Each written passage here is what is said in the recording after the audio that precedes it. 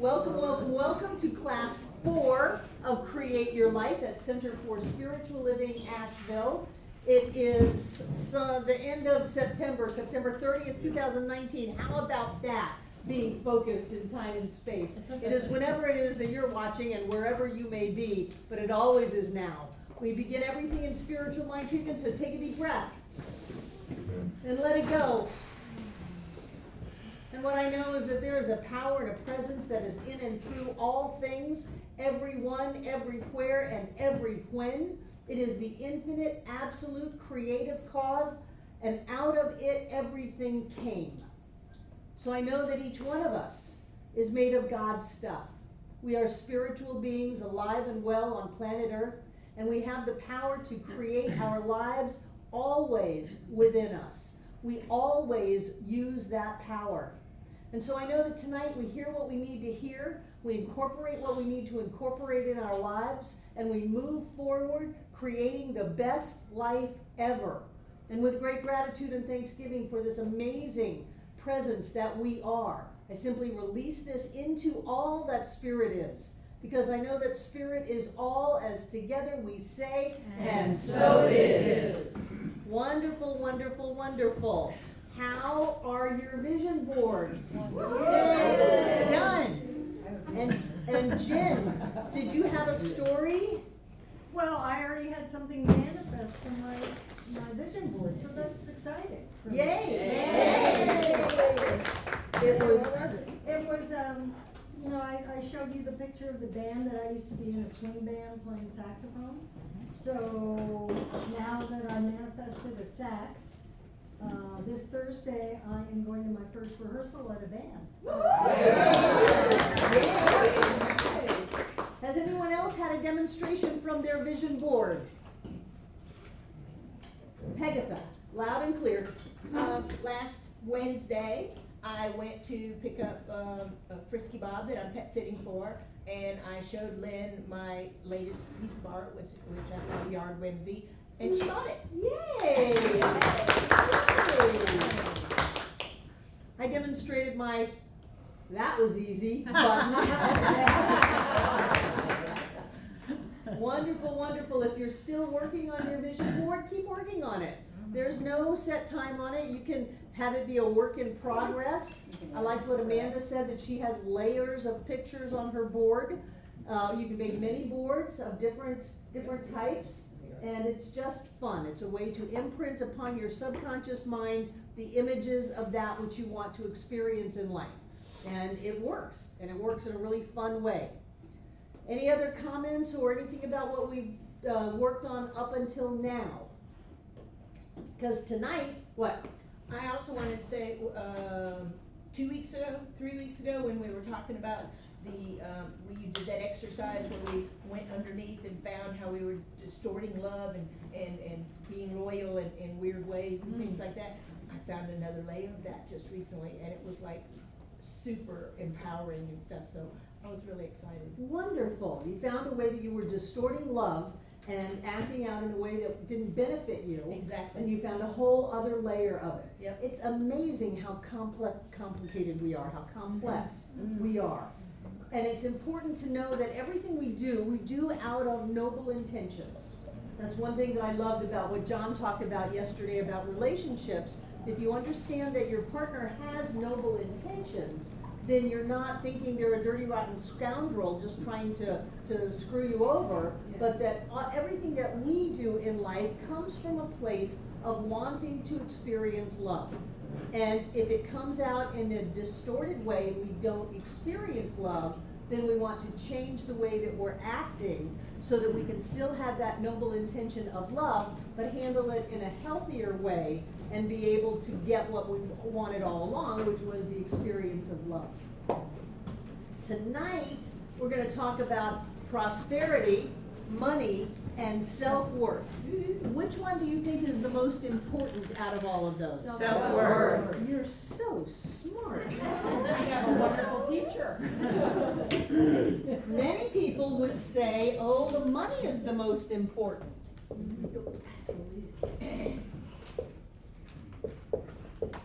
But I tell you, I've been working on this since my 20s. I married my first husband thinking he was rich.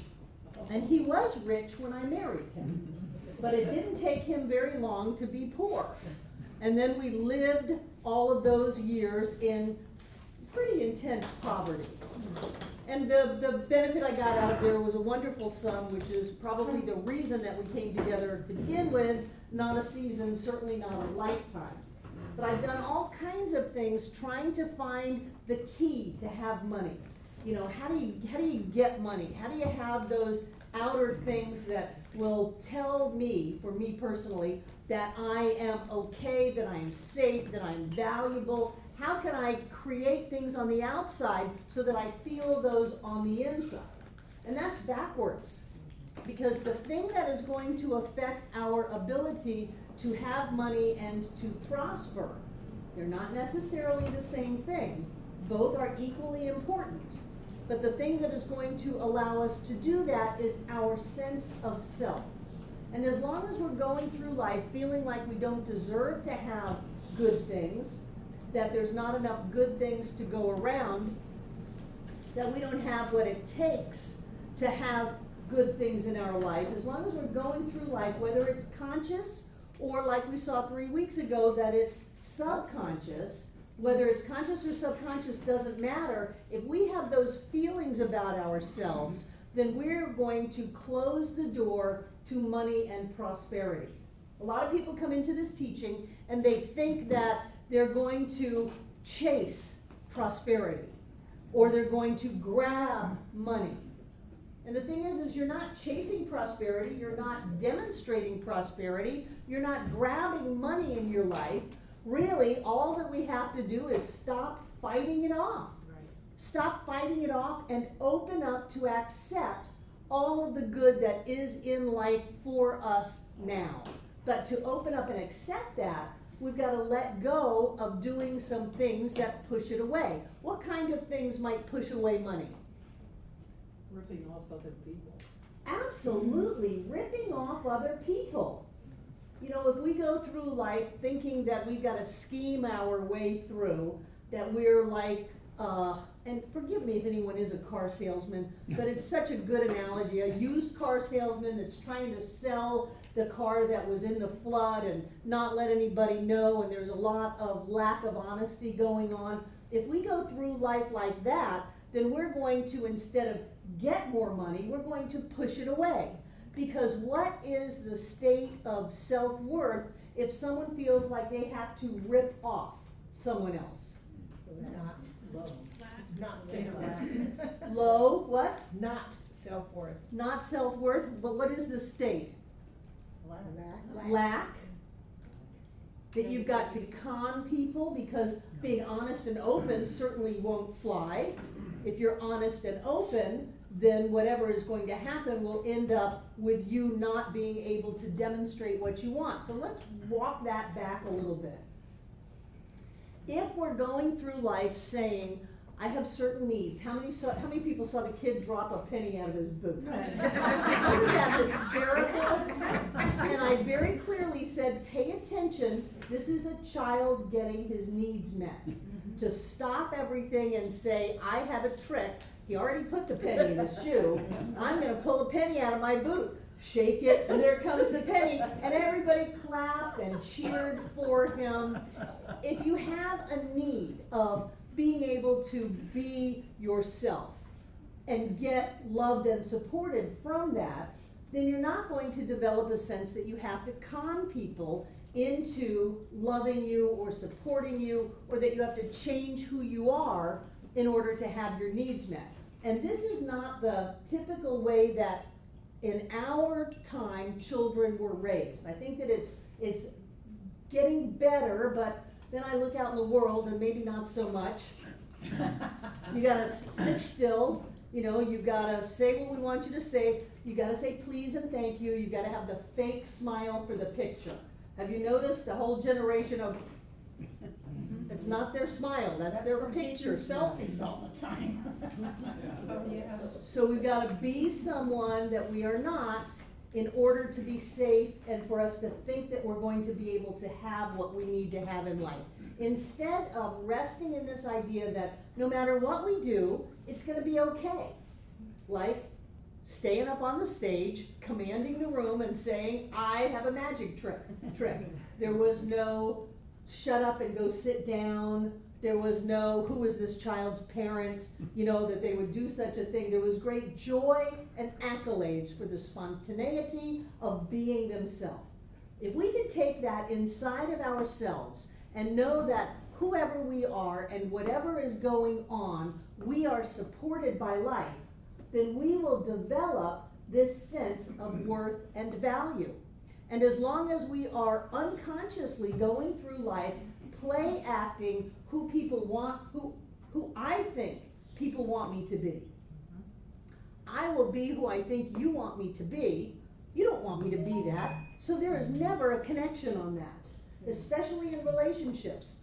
I will be who I think you want me to be, and then I will want you to love me, except the love doesn't come because I'm not here. Yeah. I'm someone else. They may be loving the person that I'm pretending to be, but I'll never feel that because I'm not that person. All kinds of levels of psychological dysfunction occur for us to end up being able to bar the prosperity, the blessings, the love, and the support of the entire universe, which is coming at us 24 hours a day. And so when we when we can learn to stop stopping the flow of life, then money shows up, prosperity shows up, opportunity shows up, because there's a balance, a synchronicity, a serendipity, a cohesion of all of life that is made to support life. Otherwise, life would have died out long ago. There is an evolution going on because we continue to evolve, and that's just on the physical plane. On a spiritual plane, on an energetic plane, the universe and beyond must continue to expand, or else there would be a limit to whatever it is, wherever the end of it is. So it can never end in order to be an infinite, so it's got to always expand, and that expansion is going on all the time and comes into our experience as life wanting to grow as us, life wanting to have more joy as us, more love as us, more health, more wholeness, more money as us. When I first came into this teaching, I was 28 years old, and the very first thing I did was go into therapy. And it helped. It was part of the center. We had little therapy groups, and we had it was pretty sophisticated. They gave the Minnesota Multiphasic Personality Inventory to really weed out the crazies. And we had a psychiatrist in Los Angeles that would write out little slips that are, you may want to look at your tendency to generalize from specifics, your tendency to hold on to things, and we got one of those slips every week. And I got an opportunity for the first time in my life to look at some of the highly dysfunctional behaviors that I had adopted in life, thinking that that was the only way to be. I was so poor. I had started but I had married into a photo processing lab in Miami and ended up absconding with all of the, this is part of my sordid past, absconding with all of the equipment when the letter from the IRS came a couple of days before the padlock on the door came. And so in the dead of night, everybody gathered together and unbolted everything, rented these big trucks and loaded everything up and went for the hills in Central Florida to set up a photo processing lab with the IRS, hot on our tail, but the IRS couldn't find us because we've changed the name of the business and reincorporated and all of that stuff. But I had the opportunity to have about 15 employees to run this photo processing lab, which I had never had any training for or any experience in, but I am smart and I could do that. And I started having it make a profit, until finally my first husband at the time negotiated a deal with a person in the Bahamas to do thousands of school photos. And we're printing the 8x10 and the 2 5x7s and the 3x4s and the wallets and packages for all of those. And at that time, we were very, very deeply involved in negative talk, in criticism, in people are not to be trusted, there's not enough to go around, life is just out to hurt us. And so what we managed to do was allow that person to run up a huge bill. At that time, it was a $10,000 order, and once delivery had been made, he said, I'm not in your country, and I don't have to pay you. Oh. And that was on us. That was a direct reflection and a setup. Anybody in their right mind would have had money coming in during that process. Yeah. You don't just send out $10,000 worth of photos, and this was back in the 70s, this was in 77. You don't send out $10,000 worth of photos to someone in the Bahamas without some kind of income coming in or some kind of guarantee or something. So we set ourselves up. And it wasn't long after that that I ended up in Eugene and looking at what do I do in life to sabotage myself. Because that could have been a very lucrative deal that would have paid off a lot of bills and supported a lot of people, and instead it was the straw that broke the camel's back. So what do I do to sabotage myself, and what do you do to keep your good from you? If you are the light of the world, if the entire universe delights in supporting you in your every wish, in your every thought, in your every desire, then what is it that you're setting in motion that is not allowing the best to come into your life? And how are you continuing to do that? And more importantly, what can you do to start turning that around? How can you be on your side? How can you stand up for yourself? How can you, take your own best interests to heart? I'm a very smart person. I allowed myself to think that this was the end-all, be-all answer to my financial problems. This order from this guy, this was just fantastic. This was going to make everything right. Instead of stopping and thinking, well, how can I be smart about this? How can there be some balance? Oh no, my self-worth was so low that I was working 80 hours a week to get this order out and work, and then something's going to happen down the road to make it good, except it doesn't happen. Has anybody ever had that experience? Yes, and why did I put myself in that position? And if I see myself going in that position again, what can I do about it to shift it? That is all self-worth. And when you start looking at your self-worth and bringing that up to a higher level, I guarantee you the things of value in your life are going to raise up. Your relationships will raise up, your physical health will raise up, your money will certainly raise up, things will get easier because you don't have a need to struggle so much. Things will work out that used to not work out, and people will show up to be part of that. Some people call it people that show up to help. How many people have trouble asking for help? Yeah. That affects how much money is in your bank. Because if you ask for help and someone tells you no, then that means that, all is lost, you're not lovable, you're not capable, whatever else that may mean. What does that mean to you if you ask for help and it doesn't happen? You're a failure. You're a failure. What else? Untrustworthy. Unlovable. What? Not worthy. Not worthy. Instead, that just wasn't the right person. If you ask for help and someone says no, then it's time to ask someone else for help. Instead of, oh, you are the end-all be-all of my good, please give it to me, and if you don't give it to me, I don't have it. The infinite flows through us. We have so much support coming into our life that all we have to do is stop slamming the door on it and watch it show up.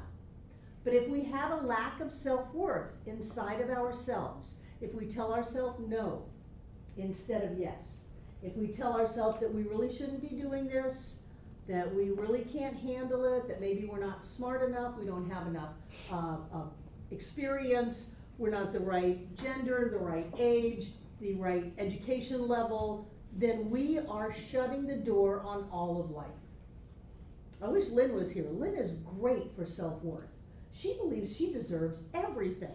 Doesn't matter what it is. She says, oh, that's for me. And then she gets it. It's fantastic. And I look at myself and I go, well, the situation has to be really right for me to go there. Like, do you want a new car? I'm thinking about a new car. My car is 4 years old. And I'm thinking about a new car. My car is great. I love my car. Just found a CD player in it after 4 years.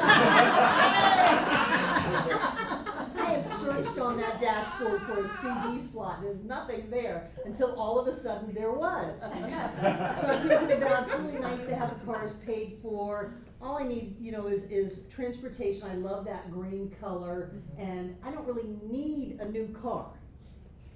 So why do I want a new car? Do I want a new car, and this is important, do I want a new car to buff up my image, that I think as the co-founding minister of this center, I should have a new car? That's a trap. I'm reminded of Sam Walton drove to work as a billionaire in an old pickup truck because he was good with that.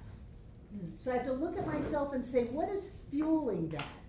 What is feeding that desire to have a new car? Is it so that I will bolster my ego sense of self, which, listen up, comes from a place of not enough? If we're solid about who we are, it doesn't matter what we're driving, what we're traveling in, what kind of clothes we wear, where we live. That's not a statement on our value. Now, we may choose to live in a beautiful mansion on the seaside with private planes and boats and all those wonderful things that we put on our vision board. That's great, but why do we want that? Do we want that because we're coming from a sense of lack and we want to bolster our sense of self? Or do we want that because we are just opening and expanding to all that life has for us? So as I open and expand to all that life has for me, I've decided that the criteria is going to be the new car shows up paid for. There you go. There you go. Because I don't have to put myself into debt to be able to have a new car. And why do I really want a new car? Because I have this, this is important, this is good shrink stuff. Why do I even want to have a new car? What is it about the new car? Well, if I have a new car, then I'll be able to drive up here. I don't drive over here, I walk over here. I'll be able to drive up here and I'll be able to park and, ooh, that's Barbara's car. So what? I know who I am far beyond a vehicle. So I'm always questioning myself. I'm always looking at myself, going, what is it about this that you think it's going to change who you are? And I tell you, being prosperous in life has taken a number of risks for me. And in order to take risks, you have to be solid inside of yourself. You don't just sit on a couch eating bonbons and have millions of dollars show up in your life. You've got to take risks, I believe. In my world, in my paradigm, I have to take risks. The first risk I took was packing up my 3-year-old child and flying out to Eugene, Oregon, and not having anything. Not having anything, but I knew that I was willing to risk death rather than live the same life that I was living. I was willing to risk it all so that I didn't live the same life that I was living, because the life that I was living was killing me because I wasn't me. And so I didn't know where I was going to live. I didn't know how I was going to work. I didn't know how I was going to feed my child. But I went out there and risked it and found my way. So when we moved up here, it wasn't all that scary. When I moved to Fort Lauderdale, it wasn't all that scary. When I moved from Fort Lauderdale to Miami, it wasn't all that scary. When we moved up here, it wasn't all that scary because I had done it a number of times. I had left everything and went to where I believed things were going to be better, and I knew that I had within myself whatever inner strength or moxie or smarts or street smarts or whatever, that I was gonna be okay. And so I had that, and I think that is self-worth. I had that worth and value inside of myself that I would land on my feet and I would be able to make it wherever I was. And so every time I went through that, my prosperity raised up. The money in my life raised up. My sense of joy, my friendship, my happiness raised up because I was willing to take a growth step inside of me. So as you look at these ideas of what's going on with your self-worth, and you look at it in relationship to your money, then you're going to want to see what can you do to open up. You don't have to pack up everything and move across the country, but to open up and to do something different. And Ween says, how much good can you stand? And I would add, before you shut it down. How much good can you stand before you shut it down, and what is the trigger? Somebody goes out to lunch and they pick up the check. How do you feel about that? Yeah. Beholden, really. Beholden, because it's a power play. And those of you who are check picker-uppers, it's a power play. Not that you shouldn't pick up somebody's check, but if you feel beholden, then you have moved to a lesser power position because of the price of lunch, for the cost of a sandwich. We give up our power so easily. And if you are quick to grab, ha ha ha ha, look at me, I got this, well, that's a power play. That's not coming from just a sense of love and joy. If it's coming from a sense of love and joy, it's, I'm gonna pay for this and I just want you to know how much I love and appreciate you. That's not a power play. And then if someone says, no, I'd really like to pay part of it, then you're able to go, well, okay, I would really like to pay for it, but if you wanna pay for part of it, then I'm not gonna stand in your way. There's no power plays going on. But if you feel at a lesser power position because someone else either has more money than you or someone else has the ability to do things that you don't do, then you haven't found the value inside of yourself to be able to land on your feet no matter what, even if someone grabs the check. Does that make sense? What other situations can trigger off a sense of less than?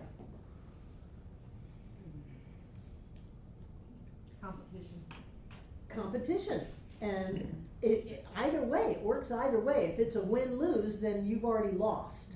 So if you win, ha ha ha ha ha ha, I won. No, you didn't, you lost. Because to go there is simply stating your lack of self.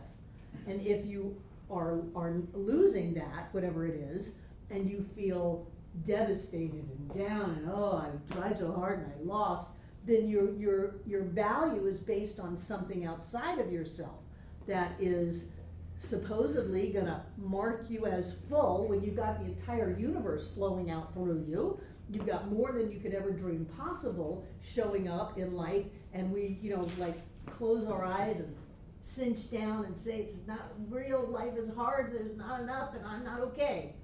And we are so amazingly powerful that we can do that. So we've got somebody paying for our lunch, competition, no matter which way we win. What about those of you who are currently working in this situation or used to? What about being around your boss? Does that trigger off self-worth for you? What is it again? Being around your boss.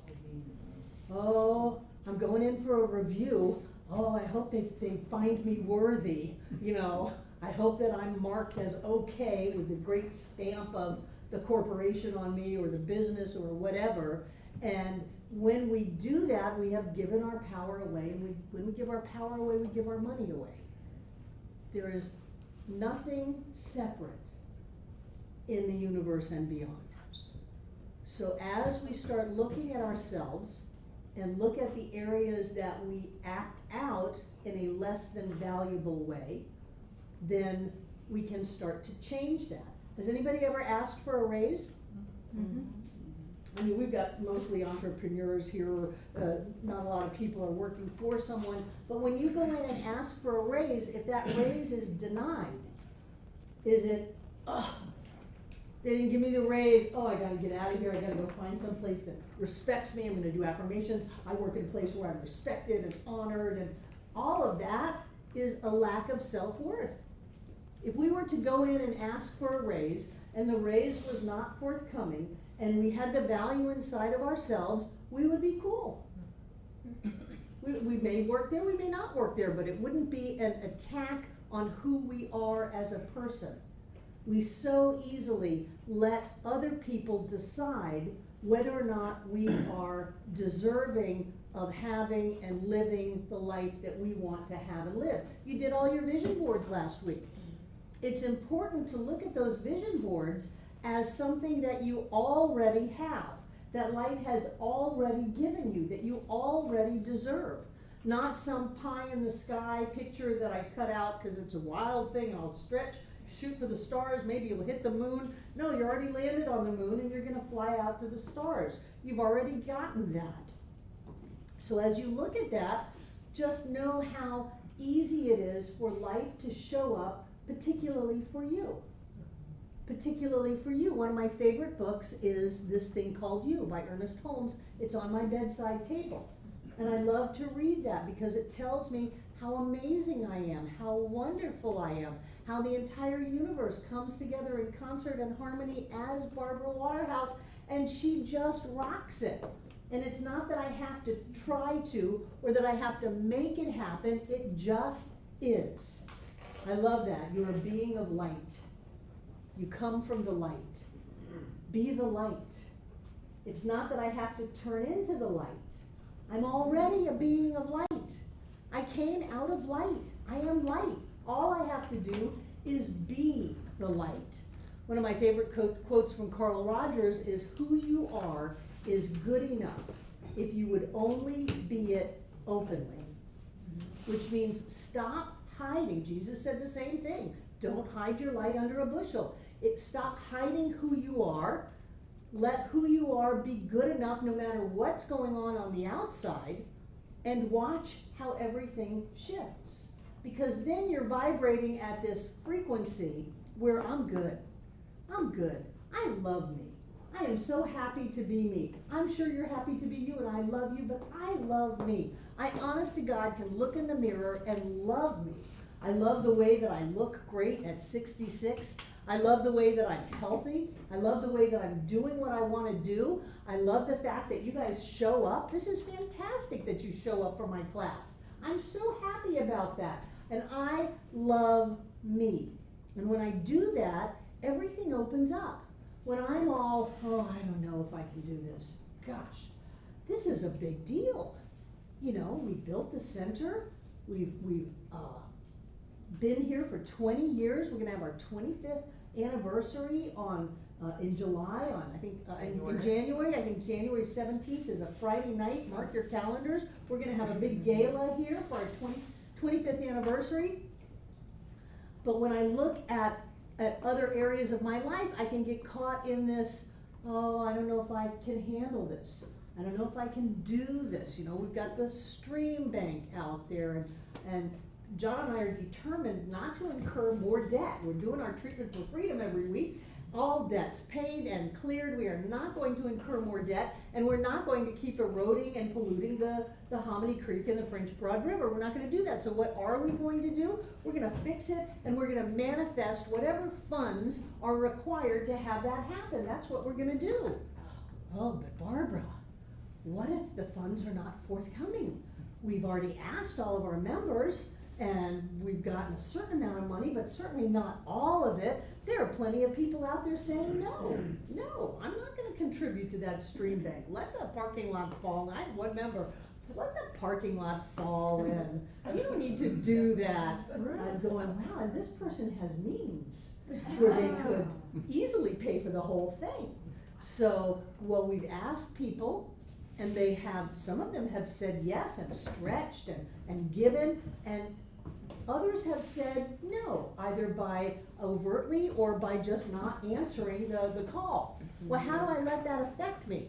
Do I go, oh, well, I guess that I don't have what it takes? You know, there are plenty of ministers out there that can generate millions and millions of dollars. Let's go add another wing. Let's build a gymnasium. Let's have a library. Let's start a university. I can create millions and millions and millions of dollars. So when I look at me and I sweat it on a stream bank repair, this is just maintenance and repairs. This is just fixing things. When I sweat it, I have to look at me and go, wow, what's going on with that? Is it gender? Because even though I look really good, I did grow up 66 years ago where being a woman in ministry was taboo. Is it the fact that you're a woman minister that makes you think that maybe when you ask, people won't respond? Is it that it's a construction site? And although RJ is the project manager, is it that that's a male kind of role? That it's, you know, heavy equipment and dirt and hydraulics and rocks and stuff. And maybe that's not where you should be. Now, I want you to know that I feel very confident that I am an amazing woman minister and that I can handle construction. I handled phase 1, I handled phase 2, I handled the house, and I can handle the stream bank. I can do that. But what is it that is subconsciously holding me back? And what came to me was, well, all you did was ask one group. That's it. So if you ask someone and they don't say yes, they haven't really said no, but they don't say yes, then it's time to ask someone else, and someone else, and someone else. And I go back to my childhood where I would knock on the doors, one after the other on the street that I lived in Miami. And I would knock on the door and just say, hi, my name is Barbara, and wait and see what happens. And some of them would say, get off my porch, you know, dirty little kid. And so I'd go to the next one. Because I was locked out until my father came home from work. I had nothing else to do. And I would knock on the door. And sooner or later, someone would invite me in, give me a little cup of juice and a couple of cookies, you know, and I figured I scored, man. That was great. I wrapped that. And then I would go on to the next house. And so that's something that I learned early on that I think helped me with my sense of self, not being devastated by anyone who is going to not be the way that I was hoping they would be, and find my way through life. So it's time to ask again. And that's why we're bringing the cameras in on Sunday, and we're gonna film the B-roll of the sanctuary and everybody eating and all the camaraderie and the love and the joy and all of that here as we on Wednesday shoot John and my part of the video for the big ask on our website of the money to repair the stream bank. And all we have to do is keep on going and not let what's happening in life knock us down. Sometimes that's the risk, is to get up again. And we may be knocked down again, but then we take the risk and we get back up again. And I guarantee you, if you get up enough times, you're gonna find that things work out. So in my experience of looking inside of myself, what I have found is that even now, 40 some odd years later, I still have the old residue of good girls don't ask. Good girls don't take out the last cookie. Women don't do that. And I want you to just check yourself out and see if you have any of that going on inside of you. Because sure, we like to just, you know, go sit on the couch and let everything unfold wonderfully in our life. I want to be able to do my increased income affirmation and just have the money pour into my life without me having to change. But what I found in life is that I very much have to change, and that I can correlate the amount of money that I have in my bank account, in my stock portfolio, in my precious metals, in my assets, all of that, which I have now, that I can correlate that with how much self-worth I have. And if I'm finding any of that lacking, or if I'm thinking that someone or something is going to make me feel better about myself, then I need to look at that and change it. There's nobody that has your good. Nobody can give it to you. Even if you come to Center for Spiritual Living and everybody tells you how wonderful you are, that will not give you your good. You have to take that and have it inside of you. Because there are plenty of people who walk in these doors and we tell them how wonderful they are and they run for the hills. Some of them come back 10 years later. Yes. So nobody has our good. Nobody can give us anything that will, on a sustained level, make us feel more valuable inside of our own skin. We can have it for a little while. And that's why I think sometimes people love to quote unquote fall in love. They love to have that experience and get all these rushes of endorphins and enkephalins, and they're falling in lust, you know, and they're having this wonderful time, but then it crashes and burns because it's not integrated as part of who we are. So in order to have more prosperity in our lives and more money in our lives, we have to have more value inside of ourselves. And when you have more value inside of yourself, you're not knocked off center so easily. When you have more value inside of yourself, it's easier to be generous. Have you ever had experiences where you're just truly generous? You don't have any strings attached. You're not trying to con anybody. You're just giving out of the fullness of who you are. That comes from the fact that you have a fullness inside of you. You have value inside of you, and so you have an abundance that you can give out. Have you ever had an opportunity where someone asked you for something and it was like, oh no, you're not going to get that from me. I've got to hold on to it really tight. I mean, I've seen people who somebody asks them for a ride home. It's like, oh no, I'm not going to do that. You're not going to con me into that. And I go, boy, what a poor life that person is living. What a poor life to feel like a simple situation, whether it's the price of some groceries. Do you know that did they raise the price of that? Do you know the price of gas went up and they're trying to take it from me? When do you think they're trying to take it from me? You know you do. They're trying to take it from me. That comes from the fact that you don't have it inside of you. You don't have the solidness inside of you. You can choose to buy something or not, as long as you're solid inside of yourself. As long as you're clear about the value that you have, you choose to buy it, you choose not to buy it. We encourage people with children never to tell them that you can't afford it. Don't cop out. You could afford it if you wanted to. You're not going to buy it for the little rugrat. Be honest and say, no, I don't choose to spend my money on that. That's a valid thing for someone to say.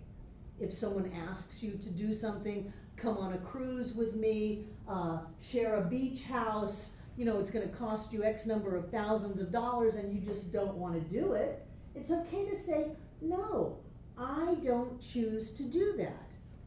It's my choice. I'm clear about who I am. I could do it if I wanted to. It's not a poverty statement. I don't choose to do it. I had someone come through this center like 15 years ago, and they came up to see me, and they were complaining that they practiced all of the principles of prosperity that we teach, and now they're $40,000 in debt. And I said, well, how did you practice the principles of prosperity? Well, I bought whatever I wanted and I put it on my charge card. So do you see how that doesn't come from a sense of self-worth, of strength, and of clarity? It's trying to grab something that will make me feel better, coming from a sense of lack to where I have to put it on a charge card, until I have no more charge card room, and now I want to blame Barbara Waterhouse and the teachings of Center for Spiritual Living. It comes from a misunderstanding of who we are. If we are the point of creation, if we are that energy that brings all things into form, then as we are clearer and clearer and clearer about who we are, we can touch anything and manifest it. That's who we are. That's what we are. And if we are not touching things and manifesting them, then what is it that's blocking us? We can chase after money all we want, and we can run after words like prosperity and abundance all we want, but if we don't have self-worth, it's not going to last, and it's not going to uplift us. It's not going to be an uplifting experience in the world. I love how we give. on our affirmation on Sunday, I give from the fullness and wholeness of my overflowing wealth. That's where I'm giving from. I'm not giving, and you can do this in metaphysics, I'm not giving from the work a deal, well, I'm gonna set spiritual law in motion, and I'm gonna give out this much, and it better give me that much. You see how that's a lower level creation? Then I am so rich and so full that I have an abundance of money to spare and to share today and always, and I give from my overflowing wealth out to do good in the world. Because I know that no matter how much I give away, I always have more, because the moreness starts inside of me. And then when you do that, all of the little miracles or the big miracles happen on the outside. And if we are not having miracles on the outside, it is because we don't have that value and worth within us.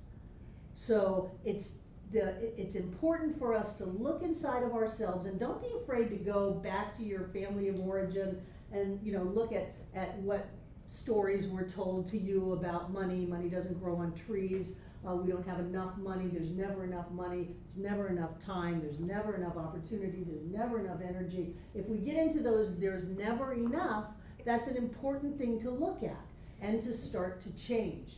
And one of the ways to change that is to start looking at what you do have enough of. Because I was really good, and we are really powerful creators. We can, in an amazingly abundant universe, demonstrate lack and limitation.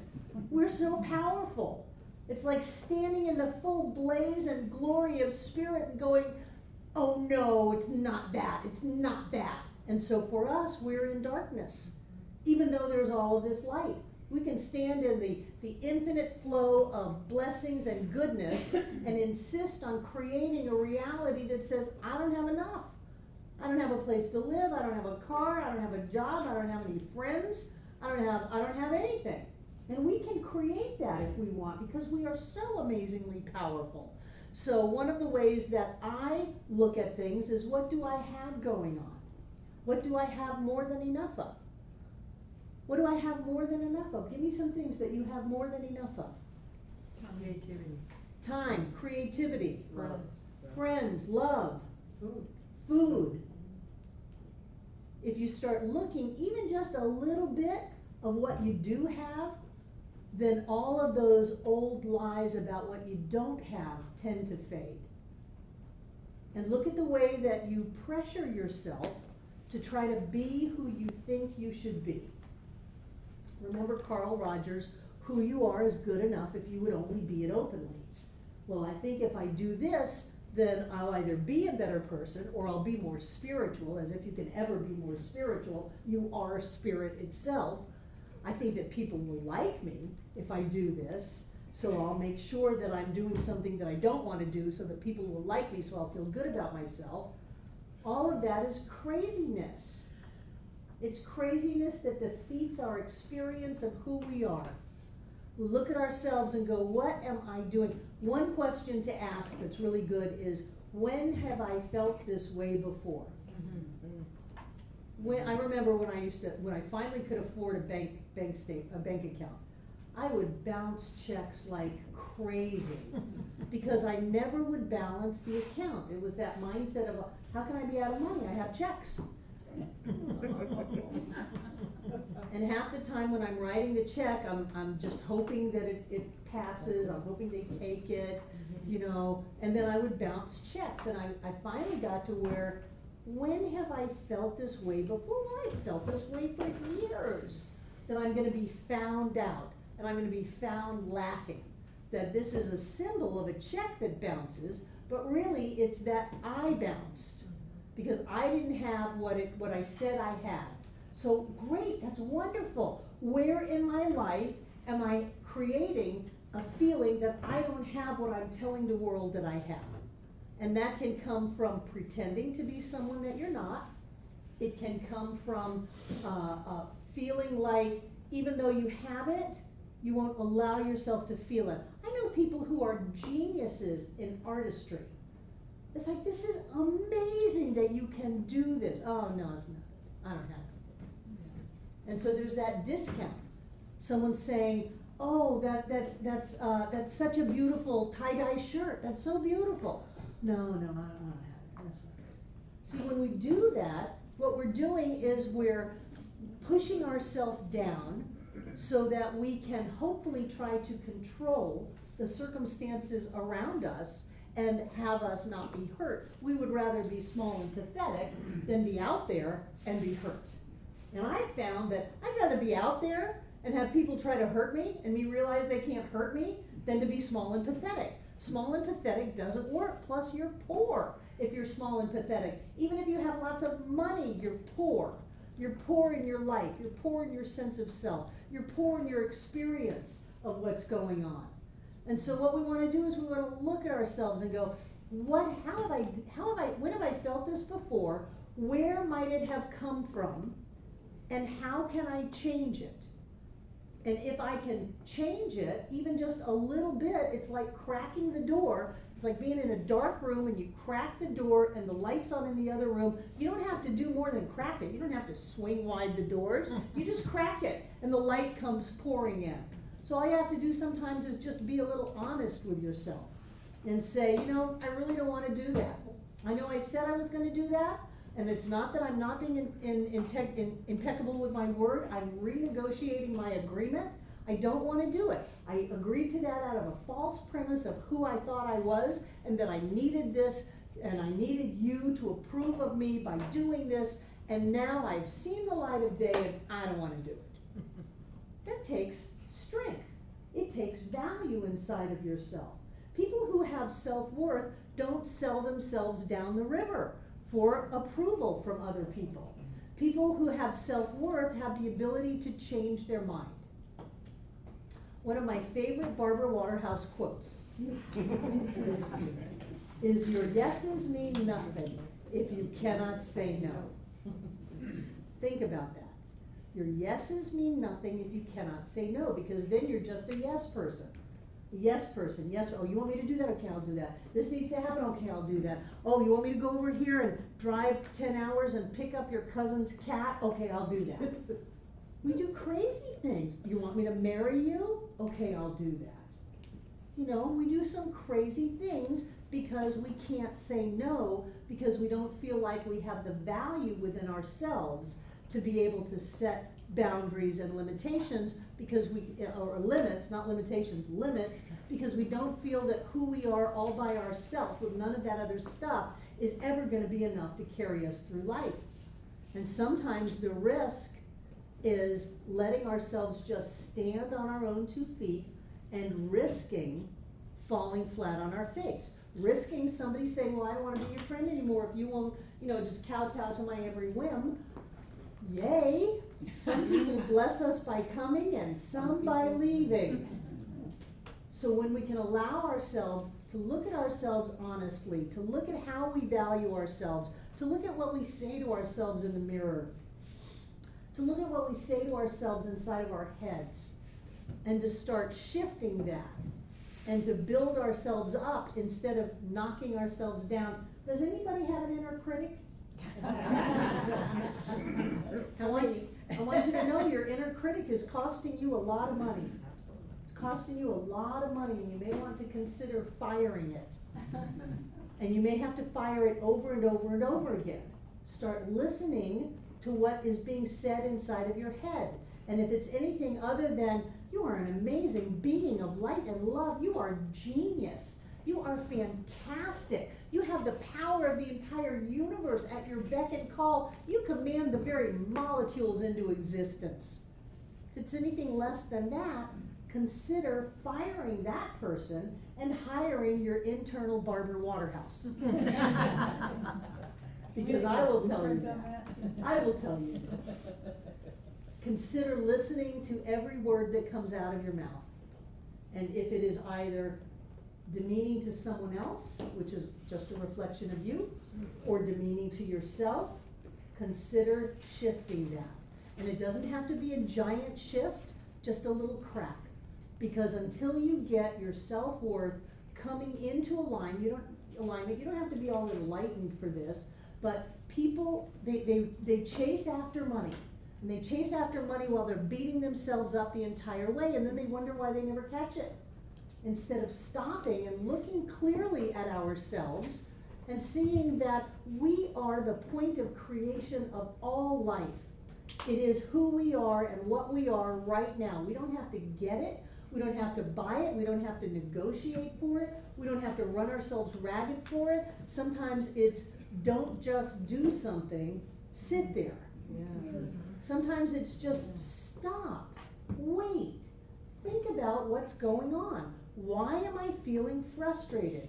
Why am I feeling upset? Why am I not totally in my joy? What's going on? What am I doing to set myself up? And you will start seeing how the dominoes have fallen all the way through your life to put you in a position where you don't get to be prosperous and rich. And it's really important to start changing that internal self-talk. And if I'm saying it to somebody else, it's still being told to me.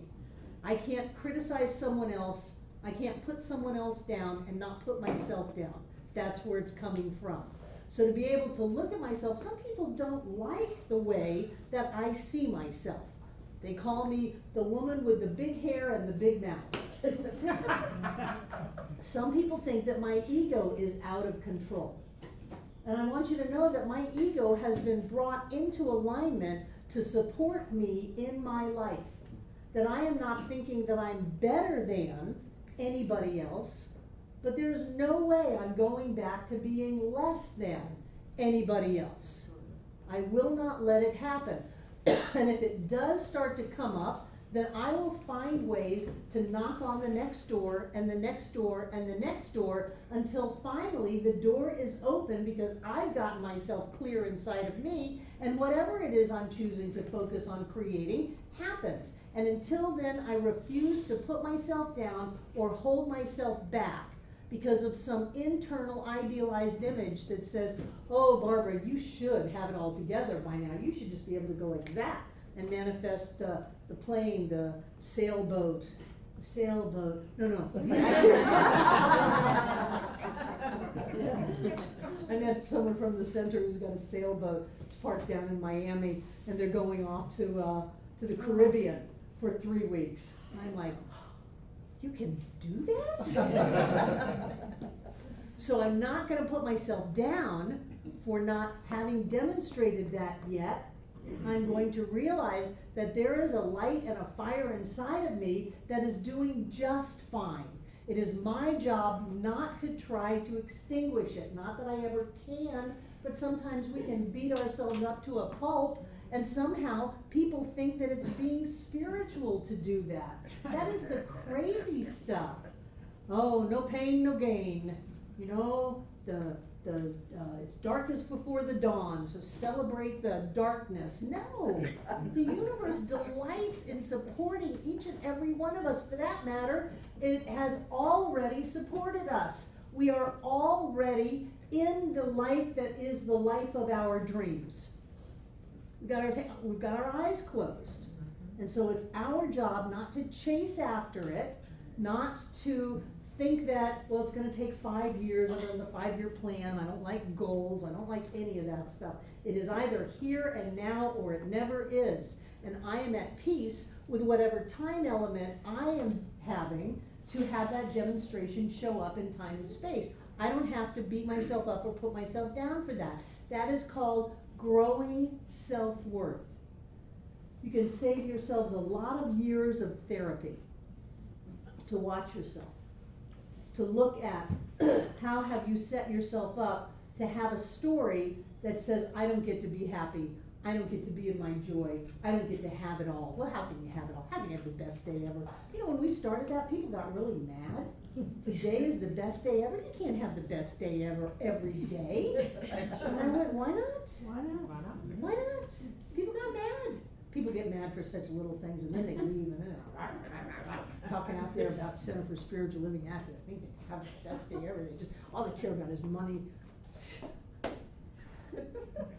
I gotta be willing to take those shots, because I don't care. You know?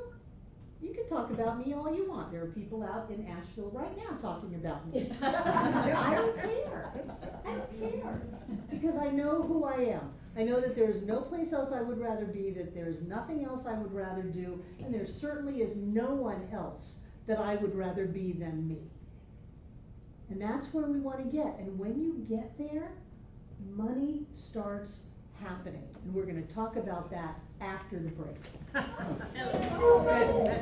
So welcome back, welcome back. We've been talking about self-worth. What did you learn from our conversation about self-worth? You are in charge of your self-worth. You're in charge of your self-worth, yes. What else? My inner critic is costing me a lot of money. Your inner critic has costed you a lot of money. When we give away our power, we give away our money. When we give away our power, we're giving away our money. My Really? opinion of myself is the only opinion that matters. Your own opinion of yourself is the only opinion that matters, really. Sometimes it's not that easy to believe all of that when our emotions are triggered off, but it's very important that we move in that direction. And if you do, I swear you will have more money. I guarantee it, you will have more money. If you have a greater appreciation for who you are, a greater sense of the amazing being that you are, you will have more money because you are more in alignment with the greater good of life and the ever-expanding energy of life. You're more in alignment with that instead of being all shut down, beating yourself up, telling yourself you can't, you shouldn't, and it'll never happen. So as you open up to who you are, then life opens up and pours into your life, comes through you, shows up, however you want to describe it. So we're going to talk about money. And I want you to know that I have studied money for a long time. I studied money as something that I would try to get, and I studied money with something that I would try to trust. And learning to trust my money was a big deal. Because if I'm coming from a sense of a lack of self-worth, I'm not trusting anybody.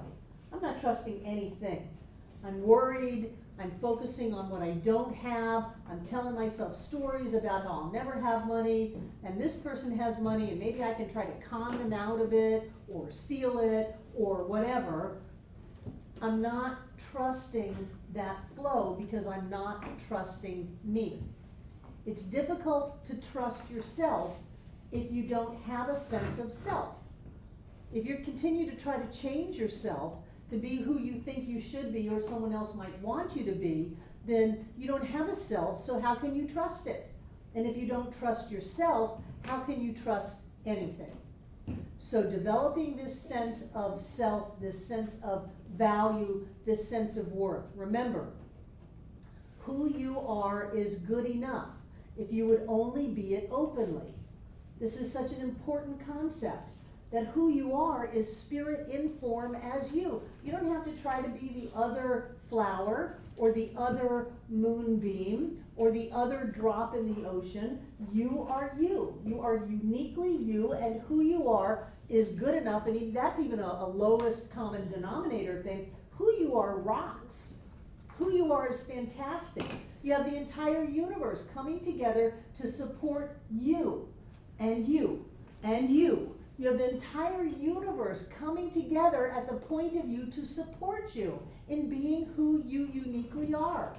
So when you discount yourself, when you try to make yourself somebody that you're not, you're going to set yourself up to cut yourself off from yourself, and then it's all, squirrely-eyed. Oh my God, what do I need to watch out for? And when's the other shoe going to drop? Because I'm just depending on how I can manipulate and control my outside circumstances so that I'm safe. And because we're coming from a place of not being safe, we're never going to be safe.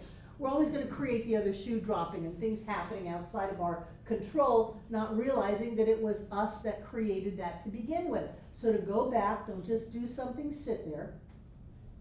To feel into yourself, to find something that you really like about yourself, and to build on that is going to give you that point to match money. If you don't have any money in your life, it's because you're not matching your money. Not that the money's not there. The money's there going, I'm pushing myself on you. And if we are not matching money, we're going, no, no, no, I don't deserve it, I shouldn't have it, it's impossible. and we don't get the money that is right here for us. One of the ways that I learned to trust, and I always teach this in all of my classes, is to learn to tithe.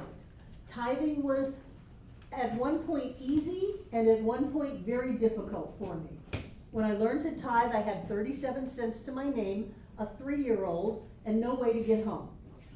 And I had someone say, if you think you can't afford to tithe, you can't afford not to. And so at that point, I said, well, it's only 37 cents. It's not gonna break the bank. There's no bank to break. I'm gonna give it and see what happens. That wasn't the difficult part. The difficult part was when I was on welfare to take 10% of that check when I knew I needed way more than that amount of money just to survive for the month and give 10% of it. The difficult part was to take the food stamps that I had, and at that time it was a little book, and tear out the pages that was 10% of the food for me and my child and give it away. The trick was, as I got more money, to continue to tithe 10% of that. And I knew that I had to do that because I knew that my world was terrifying. There were people that had money and they were aliens to me. They were the other, being raised in a lot of poverty as a child. The neighbors around us that were, like had food and stuff like that were other than us. And they would make that very clear because I was never allowed to cross the barrier between my yard and theirs. So moving into this idea that says, I can bridge that because if I stay the way that I am, I might as well blow my brains out because this is just a crazy way to live. So I'm going to risk, and this is why I tell you that you've got to risk every so often.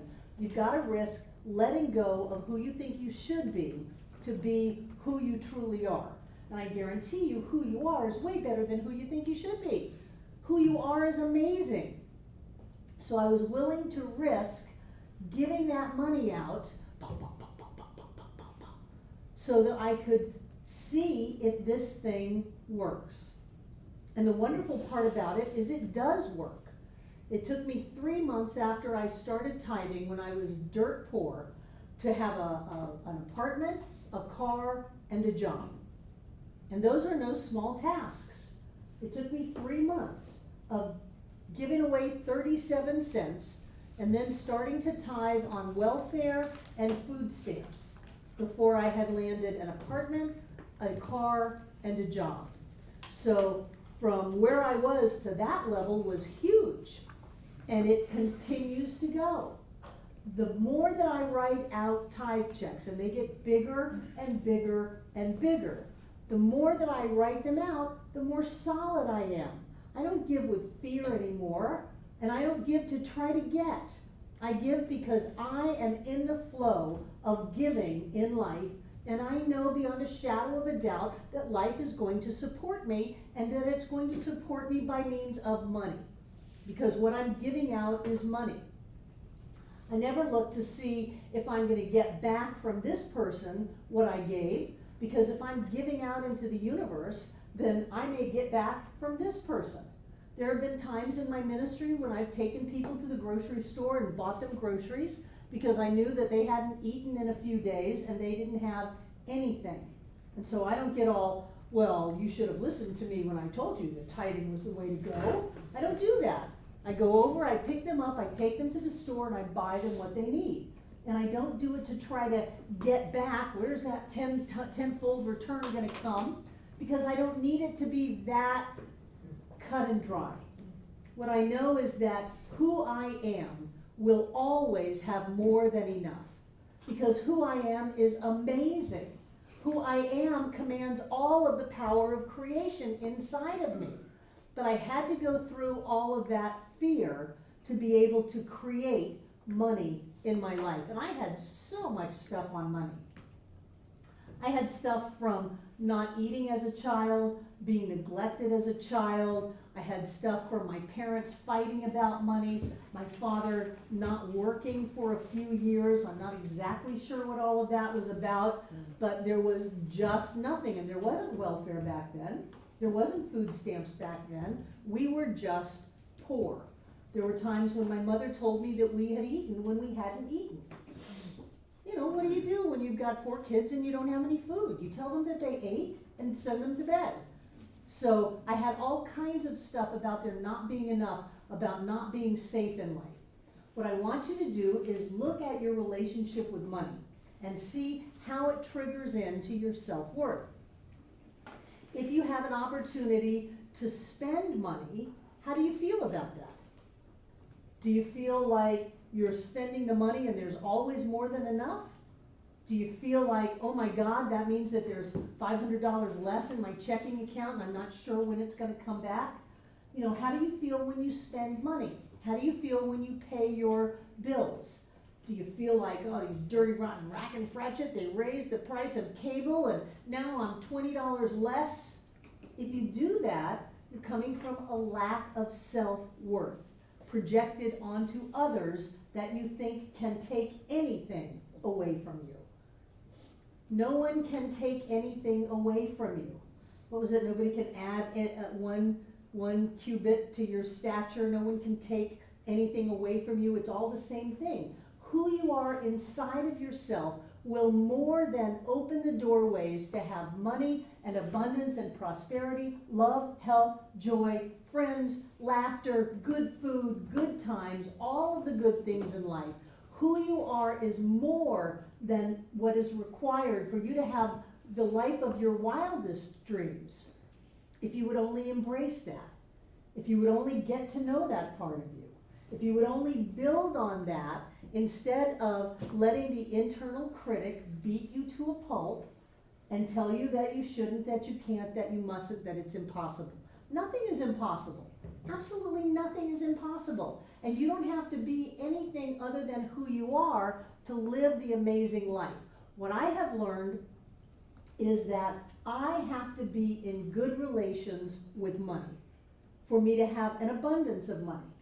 I learned early on in this teaching how to get by with money, how to demonstrate just enough to pay the rent at the last minute, how to be able to create a sale so that I didn't have to spend all of my money on something. And all of that is well and good, but I have to have more trust of that flow of life. And that, not that there's something outside of me that's going to give to me, but that I already have more than I could ever possibly want in life. I already have it. The flower outside already has more sunshine than it could ever use. You already have more money than you could ever spend. What we look at is where is the door between us and that good, and how open or how closed is it? When it's closed, I'm feeling small. When it's closed, I'm feeling scared. And when it's open, I'm feeling confident and strong and big. And I find that the spiritual practice of tithing is very helpful to me to create that sense of solidness inside of me. To over and over and over again, put it out there and watch how I have enough. Put it out there and watch how I have enough. To where the fear that I'm not going to have enough vanishes because I've proven it over and over and over again. And I don't play games with tithing. I don't tithe on my net. I tithe on my gross. I drive John crazy because I will tithe on money twice. I'll tithe on it first when something happens. Let's say that we tithe on it and then we invest it in something and then we get that principal back. I'll tithe on it again. He'll go, you tithed on that before. That's already tithed on. No. I'm in the now moment. I'm going to tithe on it. If it hits my hand, I'm going to tithe on it. Because I know as soon as I go to, oh, I shouldn't, I've moved into the universe of lack. And I will create lack in my life because I am so powerful.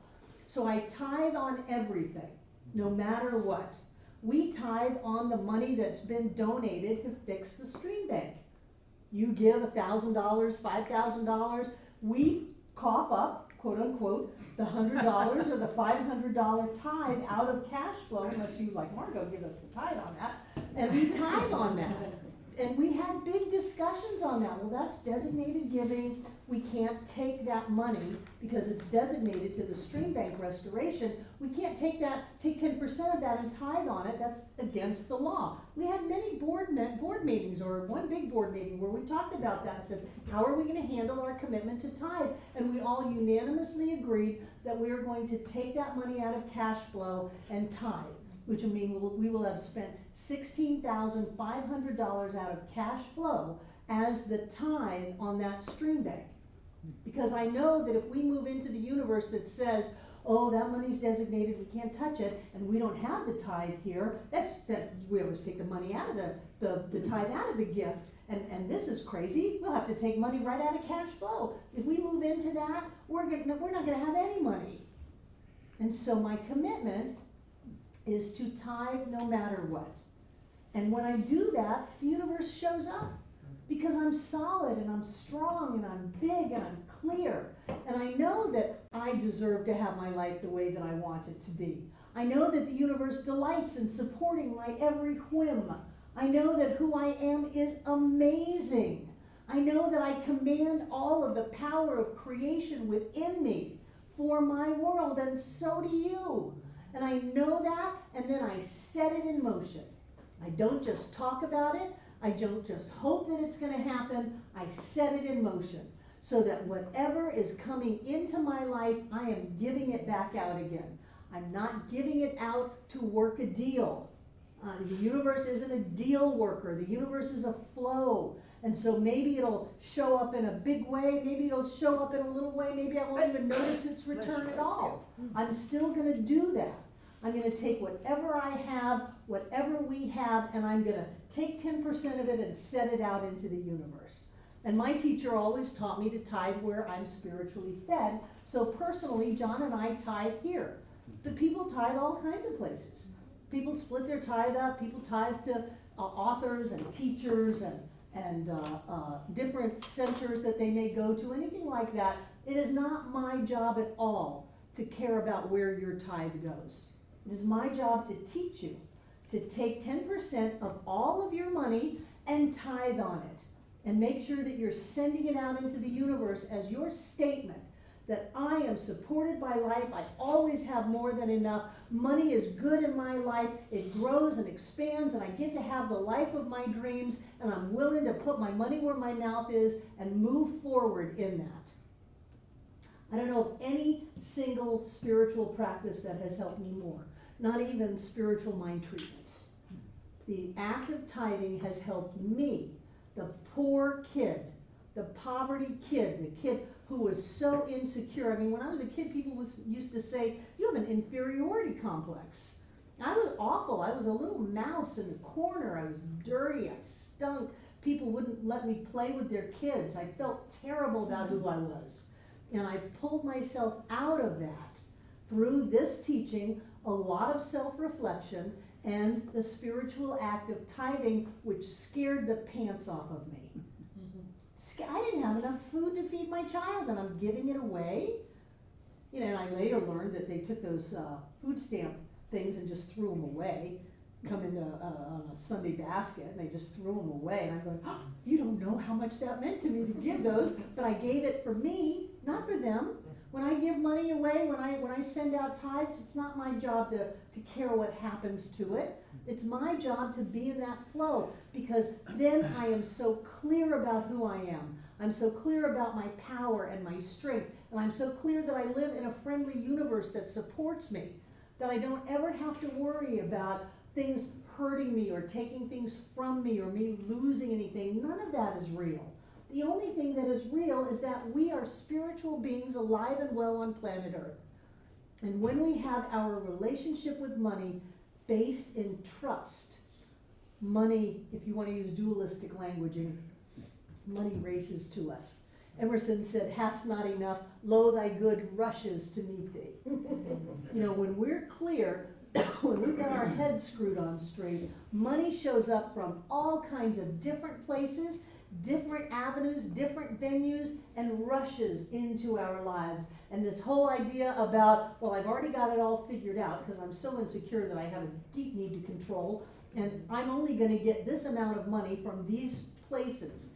That's so limiting. There's no trust in there. There's no faith in there. Money can come in from all kinds of places, all kinds of directions. If we are allowing ourselves to have the value that we deserve to have money. We deserve to have lots of money. We deserve to have money. I do this in the prosperity class. I encourage you to get money. Get a bunch of $1 bills if you need to. I personally like to collect hundreds. But carry it around with you. Put it in your bed, sleep with it, feel it. You deserve to have money. And I think that I don't know how to handle the younger generation that doesn't deal with cash, because my generation was so cash oriented that when I pick up a bunch of $100 bills, I know what that is. So I have a debit card, but I don't know that I've ever used it. And so all I can do is teach you what I know, to have money. And it doesn't matter to your subconscious whether they're $100 bills or $1 bills. If you're gonna get $1 bills, make sure that you explain to the bank teller that you want they're a gift, they're a gift to you, and you want new ones, you want clean ones, and get a bunch of money. And then carry it around with you. Stuff it in your cup holder in your car. Put it in your bed. Have it around. Have stacks of money around, and that implants into your subjective mind that money is a natural thing in your life. I took the bank statements and put whiteout on them, and put 000 on the banknote, and put paid in full on it. I did that for this building, and we refinanced. It wasn't really quite what I had envisioned, but I still had that note that was zeroed out and paid in full. So all of these things you can do to establish that relationship with money. And as you have more money in your life, spend it. Spend it. Not in a controlling way, not in a manipulative way, but if you've got the money, buy somebody's lunch. If you've got the money and you're walking down Biltmore Avenue and the parking meter's expired and the meter maid is behind you, put some money in the parking meter. Oh, I love to do that. Yeah, the meter people don't like it. Put some money in the parking meter. If somebody's selling lemonade, oh my gosh, get a cup of lemonade that may be horrible and you throw out when you're out of sight, but then give them $5, give them $10. Tell them how great it is. You love their entrepreneurial spirit. You know that there's nothing that they can't do. The sky's the limit for you, kid. And what did it cost you? $10. Not even the price of a movie, and you got all of this good energy of I am rich. I can be a philanthropist. I can give money to causes that I love. I can donate because I have money. I am clear about my relationship with money, and money loves me. It's a lovely relationship. It is. I love money and money loves me, and as it shows up in my life, I enjoy it, I spend it, I buy what I want to buy. You know, John and I are on an 8-week cycle of going down to the beach. We fly down there, we rent a condo, we've got all of our stuff in storage, we pull it all out, we go out to eat, we go to the beach, we go shopping. We do that, we spend our money. We don't spend all of our money, because that would be neurotic. We have investments, we have IRAs, we have precious metals that we own, we have real estate. We have a good relationship with money, but it didn't just happen. I had to learn to trust money. And to trust money, I had to trust myself. And I had to stop holding on to it out of fear. Well, I don't know if I can do that, because I may not have any more. Of course you're gonna have more. It's like saying, I don't know if I can exhale, because I may not have any more air. There's always more there. There's always more money. There's always more flow. It's our job to open up to that and to be solid about who we are. And then we can move into that greater idea of prosperity. And I think the important thing about prosperity is, how do you feel? How much joy is in your life? Do you have friends? Do you have fun in life? Do you go where you want to go? Do you do stuff? Is your life fulfilling? Are you able to expand in who you are? And a lot of people think that you need money to do that. You don't. You don't. Oh, I can't do that because I don't have any money. Well, that's a very limited way to see the world. I'm sure that you could figure out a way to do it. Whatever it is, if you really want to do it. Oh, well, I shouldn't. Now, that's a whole different thing. I shouldn't buy that expensive makeup. My gosh, they want $50 for a tube of face cream. Oh my gosh, no, buy it. Buy it. Because if you say, I want it, it's important that you want it. You want it for you. You don't want it to impress somebody. You don't want it because you're trying to be somebody, you're trying to be your mother or something like that. But if you want it and you tell yourself no, that you're not going to have it because you don't have the money, you will lose the $50. Because you've established it in consciousness that you don't get to have what you want. And my guess is you're going to lose a lot more than $50. So trust that you can do something. You can go to the movies, you can go out to eat. Don't buy off the restaurant menu based on price. What's the cheapest thing I can get? Don't do that. Get what you want to get. You may go get hit by a truck on the way out of the restaurant. Get what you want to get. Well, I really like this certain brand of something, then get it. You know, don't get the cheapest paper towels that rip in half. Get what you want to get. Live like you want to live. Be who you want to be. Have some fun in life. Money is not worth anything if you're not enjoying it. You know, then you're just the rich old Scrooge. You don't want to do that. You want to trust. You're trusting yourself, you're trusting life, you're trusting your money, and you're able to move out and live a prosperous, joy-filled life. I know that true prosperity includes perfect health, perfect wealth, and perfect happiness. Why does true prosperity include perfect health? What does poverty do to your health? Makes you sick. It makes you sick because you're constricted, you're afraid, you're holding on, you're looking at all the doom and gloom, and your body listens to that. Go out and have some fun. Do something wild and crazy. We actually had a center party many years ago when someone lived on the golf course. And everybody, I wasn't there, but I heard all about it. And they all stripped buck naked and went running through the golf course. And they had a wonderful time. You know? Pardon me? It doesn't necessarily sound like my idea. No, it was their idea of fun, and they had a great time. So do something wild and crazy. Do something. It's like, should you do that? Can you do that? The answer is yes. If you want to do it, you should do it. You can do it, and hold the consciousness that you're safe, and no one will ever find out, except for maybe me. Then I'll There you go. I believe that people every day should laugh. Deep belly laughs. I've seen laughter cure cancer. Belly laughs. I think that people should have friends. And they should have that connection to each other. I believe that when you awaken in the morning, it should be a wonderful experience of all of the possibilities of life. And I believe that we are too far advanced to allow ourselves to be run by fear and worry. And that if we are still playing that low-level game, we need to spiritually grow up and do whatever it takes to change the way we feel inside of ourselves to be able to live a life of trust and faith and connection and joy. And we've got that in us. We've got it in us right now. And then you see through the eyes of prosperity and everything starts to look good. You're not looking at, oh, that's an old backpack that I have. No, I love this backpack. It's wonderful. One of the things that I learned when I was in Fort Lauderdale doing my taking classes is that I would walk the docks on the Intercoastal. They've got the really big boats there.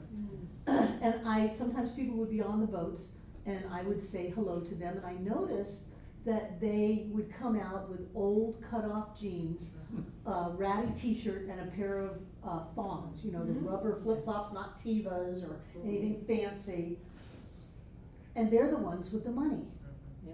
And so I started looking around going, there's no difference between them and me, because at that time I had a pair of rubber thongs, old cut-offs, and a ratty t-shirt on. That's what I was wearing. I was them now. And so I would start looking at things and appreciate what's there. I would start looking at things that I had, instead of thinking, oh, you're dressed horribly. It's like, no, I've got my rich person's clothes on now. I've got my money clothes on now. It's called an old tank top and cut-offs and a pair of flip-flops.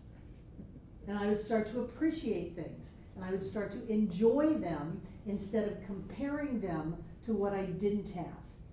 Well, I've got a car that, you know, I need to pray over before I turn the key, and I did. And I would treat that car, and I would turn the key, and it would start. And so rather than saying, oh, I wish I had that car, I would appreciate the car that I had. I appreciated the clothes that I had. I appreciated the body that I had. I appreciated the center that I was a part of. I appreciated my friends. I appreciated that even when I didn't know how much money I was going to have to eat at the end of the month, I would still go out after class with everybody, and I would eat. And for me, that was a leap of faith, to be able to say, no, I have enough money to be with my friends, and I can feed my body, and I can have some fun. And so in all of this big internal psychological work and evaluation of yourself and changing the way that you experience yourself, in all of this practice of being good with money, of being in that flow of trusting and having faith in life, I want you to have fun. This is not supposed to be a lot of work. I really believe that before we incarnated, we won the jackpot, and that life on planet Earth was the gift. It was the prize. There are other realms that we could be in that we don't have touch. You know, the room is filled with beings right now. They don't have touch. So we have touch. So touch. There are other realms that don't have taste. We have taste. Taste. Don't deny yourself. I've had a lot of people come through this center that have had a lot of judgments on what they should and should not eat. And percentage-wise, far too many of those people ended up very ill. Mm-hmm. And I believe that it was the mindset that says there is bad food out there, and I can't let it come into me because I'm not strong enough to eat that bad food. And that wears on your body. And so, taste, you don't have to eat a gallon of ice cream, but yeah, you can have an ice cream cone if that's what you want. If you want to eat a gallon of ice cream, eat a gallon of ice cream. But if there's something that you want, don't tell yourself no. For me, prosperity is not about saying, I can't. It's like the child. I don't choose to is a perfectly valid answer. Oh, I really wish that, I really want that giant slice of chocolate cake. Well, be reasonable in your head. If you do, eat it. If you really don't want it, then choose not to eat it. If it's right before you're going to eat a meal, you may want to have it for later so that you can eat. But everybody's body is up to them. What I have found is that people that I've known and loved have transitioned through usually some kind of cancer, and they had a phobia, often of food. There was good food and bad food. So I've adopted the idea that everything is spirit, everything is God, and all food is good. All food is good. Yes. Things are extra good. I will transition into a realm that at least for some experience or period of time, there will not be taste. So I want to get all the taste in that I can. I want to get all the touch in I can. I want to get all of the vision in that I can. I don't know if there's colors on the other side. But if there's not, this is our chance for colors. We already won it. We already got the prize. Enjoy the colors. The leaves are about to change. And yes, the drought has assured us that we are going to have amazing foliage this month. Enjoy it. All of the projections are is that we are going to have a stellar year of leaves. Hold that thought. Yes, yes. And so enjoy the leaves. I love sunrises and sunsets. Enjoy them. I love the color of John's eyes. Enjoy them. You know, enjoy music. Go dancing at that new dance place downstairs. Dance in the kitchen while you're cooking. Sing in the shower while you're bathing. Live life.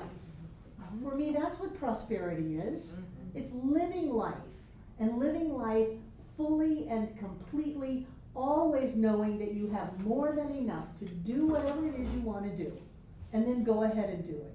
And what you will find is that you live the best life ever. That money is always there, that you're always feeling good about who you are, and because of that, you can feel good about everybody else in your life. And that the universe rushes in to fill your every desire. Because that's what's really going on. What's really going on is that we are points of expression of God itself. We are amazing, magnificent, glorious, powerful, spiritual beings alive and well on planet Earth. And most of us are pretending that we're not. We're pretending that we're mere humans. That I'm me and you are you. We are not. The enlightened ones, they know. They sit around and just giggle all day. Because it's great. That's our job. To know our own value, our own self, to create money, because we live in a culture of money, a culture that uses money, and to demonstrate prosperity in every moment of our lives. That is your assignment for the rest of your life. And I love you. Yay. Do you have any questions or comments before we close? Okay, take out what you're gonna give.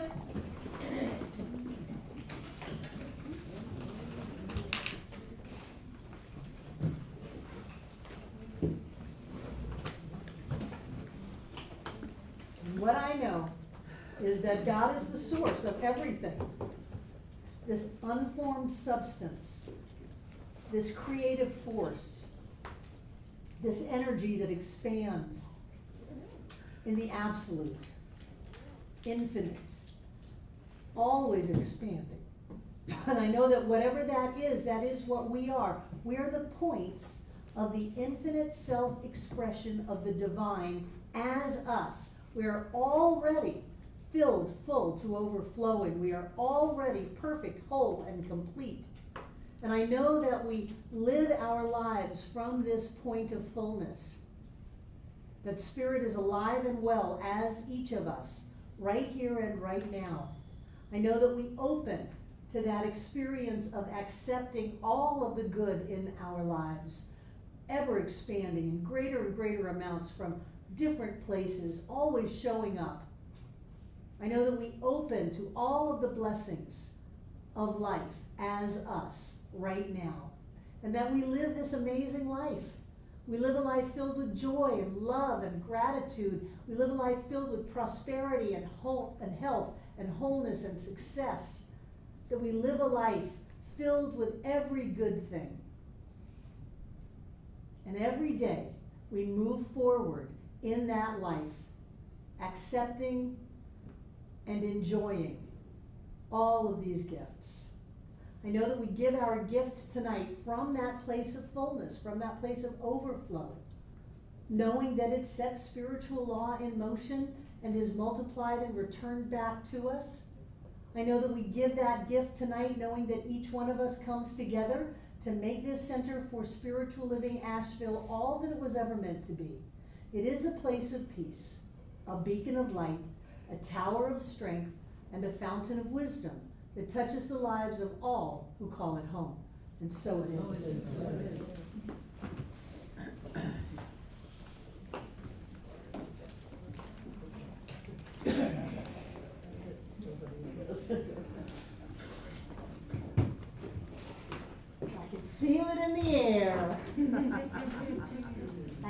feel it in the air. There's an abundance and an expansion. There's prosperity. There's richness. And I know that everything in these baskets is blessed because every time we give, that which we are goes with our gift. We are one. One, one, one. The magnificence and glory of Spirit itself moves forth with this gift. I know that it's filling up this room like a golden light from the floor to the ceiling and all between the walls. This air is rich and blessed with God as us. And as Spirit moves in our lives, things happen. So right here and right now, each of us is touched. We are blessed and we are healed. And I know that that energy, no matter how great the room, has to continue on. So it travels around this world to touch and bless and heal every being on this planet, always here and always now, touching every one of us here tonight, everyone who has ever been here, and everyone yet to come. And so it is. I love you. Hi, I'm Barbara Waterhouse. And I'm John Waterhouse. Thank you for watching this message today. Through our website, cslasheville.org, we have over 1,000 messages, classes, and New Thought books, all to download at no charge to anyone. Producing this incredibly valuable collection of ideas is really making a difference in the world. It's changing lives everywhere. Please go to our website, cslasheville.org, and click the Donate button. You can support this life-changing ministry, and when you do, we'll send you a note of thanks and also put you on our daily prayers. By doing this, you're helping to raise the consciousness of people across the entire globe. We're changing lives together, those lives that are being more prosperous, more healthy, and more joyous. Thank you for being a part of this important work and supporting what we do here at CSL Asheville. Thank you.